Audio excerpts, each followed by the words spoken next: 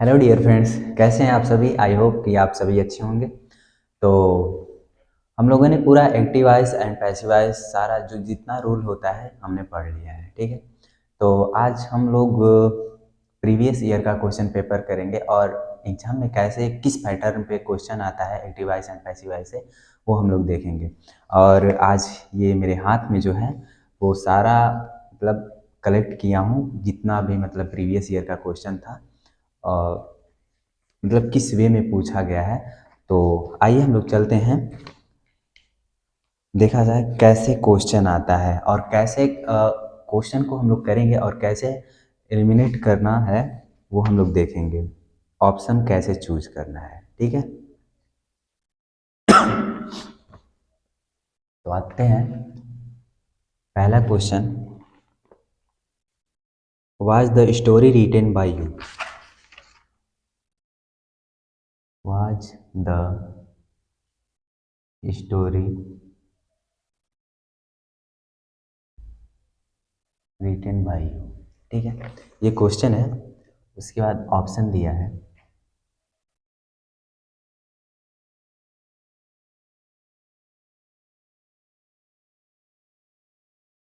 Are you writing the story. Option B, where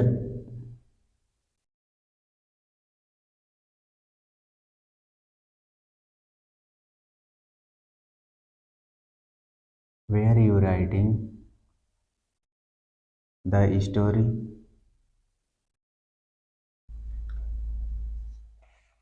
did you right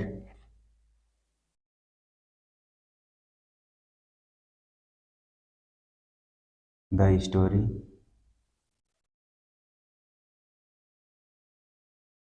इसके बाद option number D है, do you write the story.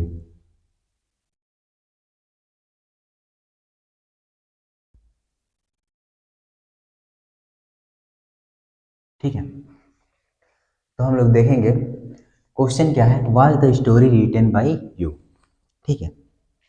तो अब हम लोग देखेंगे ये किसमें है, पास्ट में, ठीक है। ये हमारा, ठीक है, ये पैसिव वॉइस है। हमने जब बताया था एक्टिव से पैसिव, तो हम बोले थे एक्टिव वॉइस का सेंटेंस दे देगा और उसको पैसिव वॉइस में चेंज करना रहेगा, या पैसिव वॉइस का सेंटेंस दे देगा एक्टिव वॉइस में चेंज करना रहेगा, ऐसे पूछ सकता है। तो ये दे दिया है पैसिव वॉइस में, ठीक है। और हमारा उसका एक्टिव वॉइस क्या होगा यही पूछ रहा है, ठीक है। तो ऑप्शन नंबर पहला देखेंगे, लिखा है are you writing the story, ठीक है। तो यहाँ पे दिया है पास्ट, वाज दिया है, ठीक है। यहाँ पे आर दे दिया है, तो ये नहीं होगा, ठीक है। हम लोग पहले सीखेंगे एलिमिनेट कैसे करते हैं, ठीक है। पहले गलत को ढूंढ लेंगे, ऑप्शन सही मिल जाएगा, ठीक है। उसके बाद दे दिया है were you writing the story, इसमें वेयर दे दिया है, कहीं कुछ है नहीं, ये गलत हो गया, ठीक है। उसके बाद दिया है did you write the story. तो हमने बताया था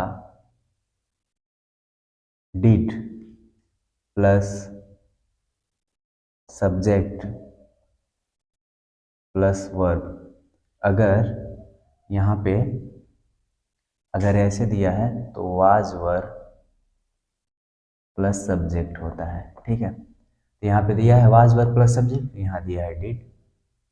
अब देखेंगे आगे, सब्जेक्ट यू, रिटेन दिया है राइट का, यहाँ फर्स्ट फॉर्म है, यहाँ थर्ड फॉर्म है, द स्टोरी, यानी ये हमारा सही है। और चौथा ऑप्शन देख लेते हैं, यहाँ पे डू दिया है, डू यू राइट द, ये प्रेजेंट का दिया है, ठीक है। तो ये भी हमारा ऑप्शन नहीं होगा, यानी ऑप्शन नंबर सी हमारा सही हो जाएगा, ठीक है। तो इस तरीके से हम लोग ऑप्शन को एलिमिनेट करना सीखते हैं और कैसे सही आंसर को ढूंढें, ठीक है। अब आते हैं दूसरा क्वेश्चन पे।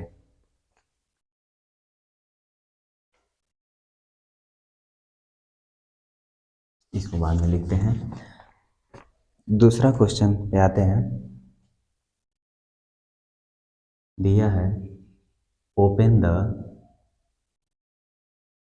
विंडो, ठीक है। ये हमारा है इम्परेटिव सेंटेंस। इसमें जितना भी हम एग्जाम्पल चूज किए हैं, वो जितना भी एग्जाम्पल है सारा अलग अलग टाइप्स का एग्जाम्पल है, ताकि सभी प्रकार का एग्जाम्पल आप लोग करने का सीख जाएं। ठीक है, तो ये इम्परेटिव सेंटेंस हमारा है। इसमें ऑप्शन क्या दिया है? The window must be opened.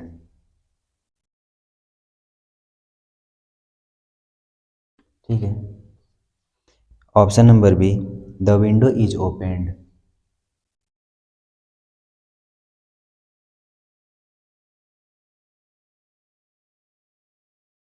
Option number C,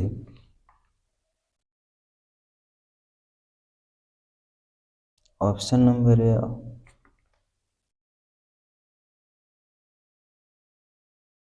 the window is being opened. और ऑप्शन नंबर डी दिया है, let the window be opened. ठीक है, आइए हम लोग देखते हैं। हमने बताया था इम्परेटिव सेंटेंस को पहले वर्ब रहेगा, उसके बाद ऑब्जेक्ट रहेगा। यदि वर्ब और प्लस ऑब्जेक्ट दिया हो, इम्परेटिव सेंटेंस दिया हो, तो इसका पैसिव वॉइस, ये एक्टिव वॉइस है, एक्टिव वॉइस का सेंटेंस है, और हमें पैसिव वॉइस इसका ढूंढना है इन चारों ऑप्शन में से। ठीक है, तो जब भी वर्ब प्लस ऑब्जेक्ट दिया हो और इसका पैसिव वॉइस बनाना है, तो हमने पहले बताया था लेट लिख लेंगे प्लस सब्जेक्ट प्लस वर्ब का थर्ड फॉर्म, उसके पहले बी, बी प्लस वर्ब का थर्ड फॉर्म। ठीक है, तो हम लोग उसमें देखेंगे, तो इसमें किसी में भी लेट, इसमें भी देखिए लेट नहीं लगाया है, इसमें लेट नहीं लगा, इसमें लेट लेट लेट इसी में लगा है, let the window be open. तो ये ऑप्शन नंबर डी हमारा सही है। ठीक है, तो इतना आसान सा क्वेश्चन जो प्रीवियस ईयर के क्वेश्चन पेपर में दिया था। ठीक है, तो कुछ क्वेश्चन आसान है, कुछ क्वेश्चन थोड़े से टफ हैं, लेकिन ठीक है। ठीक है, तो अगर सूत्र याद रहेगा तो हो जाएगा, और जितना ही एक्सरसाइज आप लोग करेंगे उससे हमारा जो है सूत्र याद हो जाएगा। ठीक है, जैसे ये आया सामने तो इम्परेटिव सेंटेंस है, तो हम पहले सूत्र देखेंगे, let plus subject plus be plus verb का थर्ड फॉर्म से पैसिव वॉइस बनाते हैं। तो इसमें हम ढूंढेंगे कि लेट कहाँ है, तो इसमें किसी तीनों ऑप्शन में लेट नहीं लगा था। ठीक है, किसी में मस्ट दिया है, इसकी ज़रूरत ही नहीं है। ठीक है, ये इज दिया है, ये इज बीइंग दिया है कॉन्टिन्यूअस का। ठीक है, तो आइए अब हम लोग आगे बढ़ते हैं।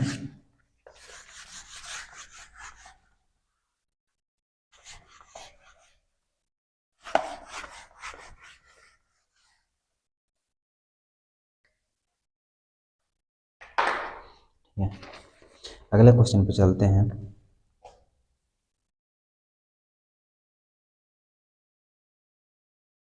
Someone stole my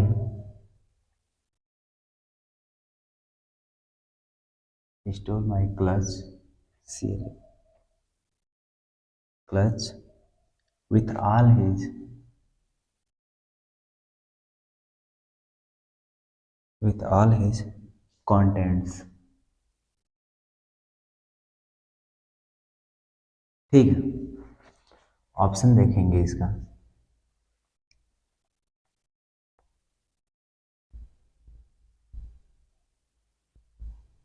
my clutch was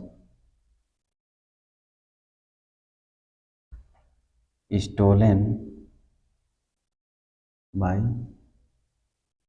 someone with all his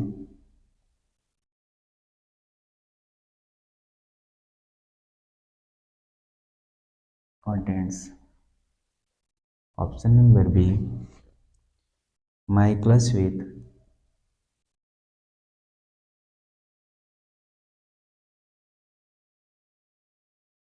all its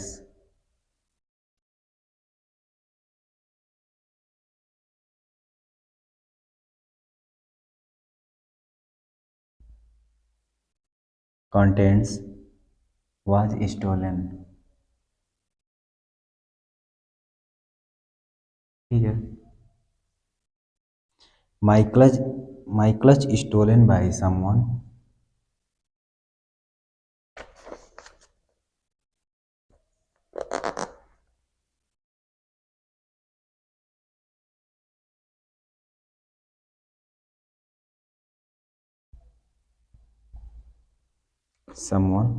with all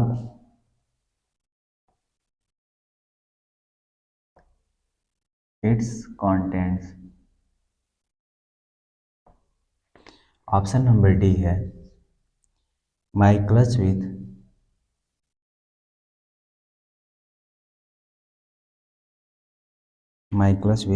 all its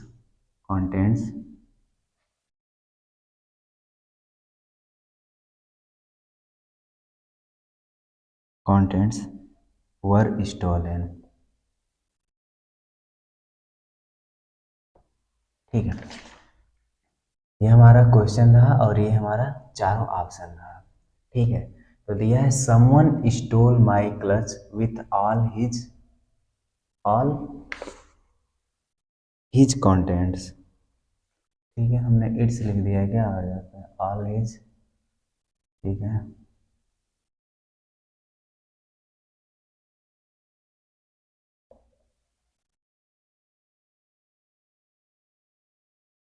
ठीक ठीक है, तो दिया है my stolen someone stole my clutch with all his contents. ठीक है, तो इसमें देखेंगे V2 वर्ब का सेकेंड फॉर्म आ गया। तो जब वर्ब का सेकेंड फॉर्म आता है तो क्या आता है, वाज वर्ब प्लस वर्ब का थर्ड फॉर्म, यही बताए थे ना। तो यहाँ पे मिल गया वर्ब हमारा सेकेंड फॉर्म, तो यानी वाज वर्ब आएगा। तो देखेंगे इसमें भी वाज है, इसमें भी वाज है, इसमें नहीं है। My clutch stolen by someone with all his contents, नहीं है। My stolen with all his contents were stolen, इसमें वर है, ये तो नहीं रहेगा, सी तो बिल्कुल नहीं रहेगा। ठीक है, उसके बाद अब चलते हैं हम सब्जेक्ट एंड ऑब्जेक्ट पे। ठीक है, तो पहला दिया है माई क्लच, ये दिया है सब्जेक्ट।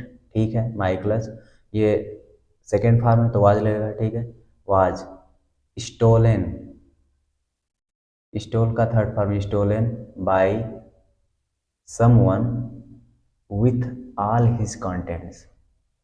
ठीक है, उसके बाद सेकेंड पे आएंगे, अभी उसको छोड़ देंगे, अभी उसके बाद सेकेंड पे आएंगे। तो यहाँ पे दिया है माई क्लच। ठीक है, माई क्लच। अब यहाँ पे ये है कि सब्जेक्ट बस इतना है या ये सब पूरा है। ठीक है, तो सब्जेक्ट इतना ही है कि इतना, उसके साथ ये भी है, तो इसको कहेंगे कि सब्जेक्ट के साथ जब ये है तो ये वो फ्रेज है, एक पैराफ्रेज आ गया है। तो जब पैराफ्रेज आ गया है तो वो साथ में रहेगा, my clutch with all his contents, इतना हो गया सब्जेक्ट जो पैराफ्रेज के साथ आया है। उसके बाद अगर ये सेकेंड फॉर्म है तो वाज, उसके बाद स्टोलन, स्टोल का थर्ड फॉर्म स्टोलन, बस इतना ही लिख सकते हैं और समवन हिडन हो जाएगा। ठीक है, my clutch with all his contents was stolen. ठीक, ऑप्शन नंबर थर्ड नहीं रहेगा, उसके बाद फोर्थ पे आएंगे, my clutch with all his contents were दिया है। तो इसमें देखिएगा यहाँ पे वर नहीं रहेगा, क्योंकि ये क्या है, सिंगुलर है। ठीक है, तो यहाँ पे वर नहीं लगेगा, तो ये हमारा डी ऑप्शन गलत हो गया। और यहाँ पे फर्स्ट भी गलत हो गया, क्योंकि ये माई क्लच बस इतना ही दिया है, उसके बाद में ये इसको लिख दिया है अदर वर्ड के तौर पे। लेकिन ये हम इसको अदर वर्ड नहीं लेंगे, क्योंकि ये इसके साथ जुड़ा हुआ है फ्रेज। ठीक है, तो हमारा ऑप्शन नंबर बी जो है सही हो जाएगा। क्या होगा, my clutch with all his contents was stolen. ठीक है, बाय समवन लिख सकते हैं या नहीं भी लिख सकते हैं, तो इसमें लिखा नहीं है, तो ये हमारा ऑप्शन नंबर बी जो है सही हो जाएगा। आई होप कि आप लोगों को क्लियर समझ में आ रहा होगा। ठीक है, तो आते हैं हम लोग नेक्स्ट क्वेश्चन पे।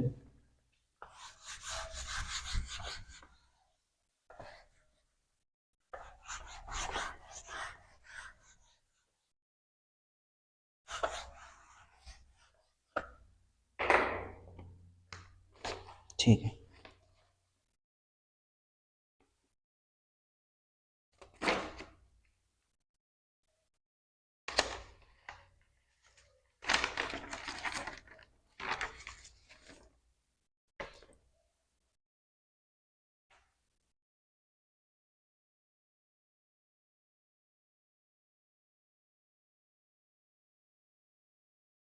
She could not trust anybody.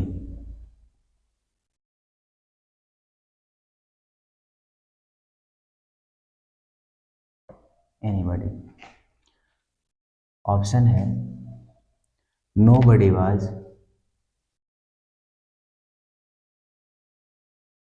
nobody was trusted by her।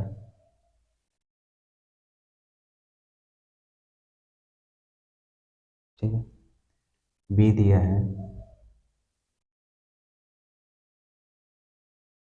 anybody had been। Option भी गजब गजब दिया है, ट्रस्टेड बाय हर। ठीक है, nobody would be, option number सी।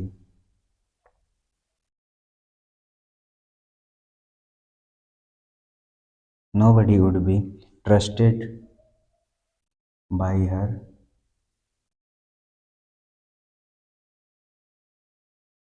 ठीक, option number D, nobody has been।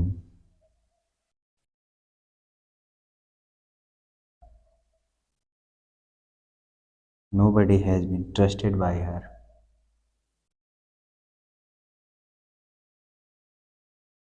ठीक है, ये बढ़िया क्वेश्चन है और इसमें कुछ सीखने को मिलेगा। ठीक है, सीखने को ये मिलेगा कि हमारा सारा रूल रिवाइज हो जाएगा। जैसे हैड बिन दे दिया है, हैज़ बिन दे दिया है, वुड भी दे दिया है, वाज दे दिया है। ठीक है, तो दिया है she could not be trusted anybody. Trust anybody दिया है ना, ट्रस्ट एनीबडी, कुड नॉट। ठीक है, she could not trust anybody. तो इसमें दिया है, जैसे निगेटिव अगर दे दिया है तो हम निगेटिव ही खोजेंगे। तो निगेटिव इसमें दिया है नोबडी, नोबडी, नोबडी। ठीक है, एनीबडी दे दिया है, तो ये हमारा ऑप्शन पहले से ही गलत हो जाएगा। और ये हैड बिन भी दे, यहाँ पे देख सकते हैं वर्ब हैड बिन, इसमें हैड बिन परफेक्ट में हैड बिन आता है। ठीक है, और यहाँ पे वुड भी दे दिया है। यहाँ पे हैज़ बीन किस में आता है, हैज़ हैव, ये प्रेजेंट परफेक्ट का है, ये पास्ट परफेक्ट का है। ठीक है, और हमें चाहिए यहाँ पे क्या दिया है, ट्रस्ट एनीबडी। ठीक है, तो यहाँ पे देख लेंगे, जब क्वेश्चन दिया है ट्रस्ट, सी डिड नॉट, ओह मैंने क्वेश्चन ही गलत लिख दिया है, यहाँ पे डिड नॉट है। ठीक है, सी डिड नॉट, तो डिड किस में आता है, पास्ट में आता है। ठीक है, सिंपल पास्ट में। और यहाँ पे ये पास्ट परफेक्ट दे दिया है, यहाँ पे ये प्रेजेंट परफेक्ट दे दिया है।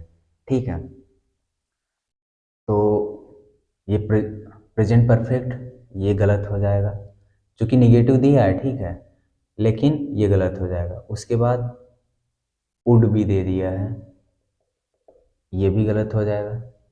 ठीक, हमारा ऑप्शन नंबर ए बचा, nobody was trusted by her. यहाँ पे डिड नॉट दिया है तो वाज रहेगा, ट्रस्ट का third form trusted by her, she का यहाँ पे हर हो जाएगा, एनी बडी का नो बडी। तो यहाँ पे ऑप्शन नंबर ए हमारा सही आंसर हो जाएगा। ठीक है, उसके बाद आते हैं एक सबसे ज़्यादा पूछा जाने वाला प्रश्न, परीक्षा में भी और मौखिक तौर पे भी लोग सबसे ज़्यादा इम्परेटिव सेंटेंस से ही पूछ लेते हैं। जैसे लोग पूछ देंगे ओपन द डोर का पैसिव वॉइस बताओ, ठीक है। तो उसी से रिलेटेड एक प्रश्न है, डोंट टच दिस बैग, हमारा पांचवा है।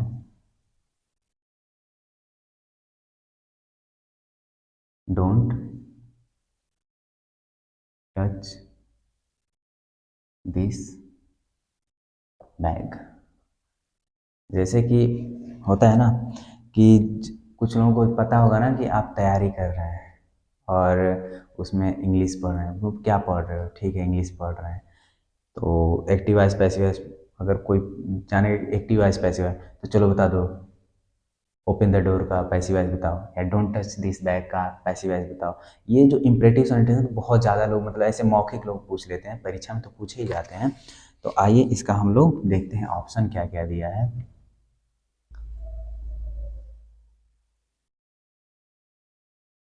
This bag does not be touched.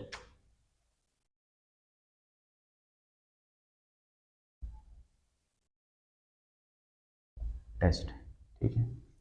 Option number B है this bag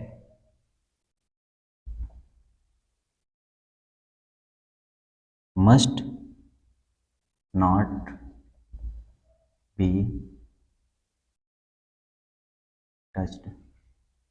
option number C है दिस बैग डोंट बी